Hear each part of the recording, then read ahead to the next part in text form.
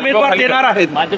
नाही, या संदर्भात कुठलीही चर्चा झालेली नाही आणि शेवट चर्चा झाल्यानंतरच निर्णय होईल. महाविकास आघाडीच्या बैठकीमध्ये चर्चा करू आणि निर्णय घेऊ, पण अद्याप तरी या संदर्भात कुठलाही प्रस्ताव सत्ताधाऱ्याकडून किंवा सिटिंग आमदार त्या पक्षाकडून आलेला नाही. मुख्यमंत्र्यांनी आवाहन केलं होतं की बिनविरोध होऊ द्यावा म्हणून, जर लढायलाही तयार आहोत आम्ही, पण बिनविरोध झाला तर योग्य आहे असं म्हटलं मुख्यमंत्री.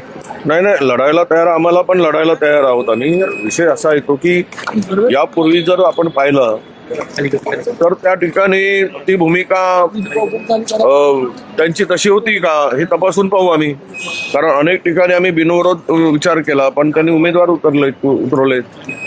हे अनेक नांदेडमध्ये सुद्धा उमेदवार उतरवला गेला होता, त्यांनी हे होऊ दिलं नाही. अशा आहेत, त्यामुळे सगळ्याच ठिकाणी काही सरसकट अशा बिनविरोध झाल्याचं काही यापूर्वी त्याला निर्णय झाल्याची मला माहिती नाही. नमो शेतकरी स्वाभिमान योजनेमध्ये राज्य सरकार SC आणि STच्या ज्या कल्याणकारी योजना त्याचा पैसा वापरणार असल्याची माहिती समजली. नाही, हे तर आता सरसकट काय, त्यांना SCचं काय संबंध देणं घेणं नाही, STचं देणं घेणं नाही. सरसकट JR काढून लाडकी बहीण, नमो शेतकरी सहाय्य निधी यामध्ये वापरला जातोय. त्यांना STचा निधी खरं तर संविधानाच्या किंवा घटनेनुसार तो निधी तसा वळती करता येत नाही. काल परवा 400-450 कोटी रुपये त्यांनी काढून घेतलेत.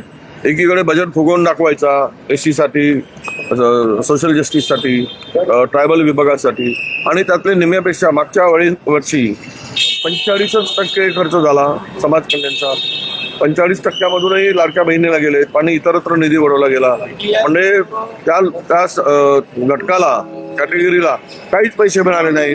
ट्रायबलमध्ये तर केवळ 38%च निधी खर्च झाला मागच्या वर्षी. 38% निधी खर्च होऊन तो सर्व निधी जर दुसरीकडे वळवत असाल तर तुम्हाला हे उपेक्षित समाज आहेत, SC आहे, ST आहे किंवा इतर समाज आहे, यांचा निधी तुम्हाला वळवता येत नाही, पण तो वळवला जातो आहे. सगळे कायद्याची पायमल्ली करून, कायदा पायदळी करून वाटेल त्या पद्धतीनं हे सरकार चाललेलं आहे. धर्मांतर विरोधी कायद्यावर आज विधेयक, धर्मांतर विरोधी कायद्यावर विधेयक आज मांडलं जाणार आहे. विधेयक काल आता इंट्रोड्यूस झालेला आहे. परवा आता यावर चर्चा होईल, त्यावेळेस आम्ही मांडू. आज नक्कीच बोलणार या कायद्याची काय गरज आहे.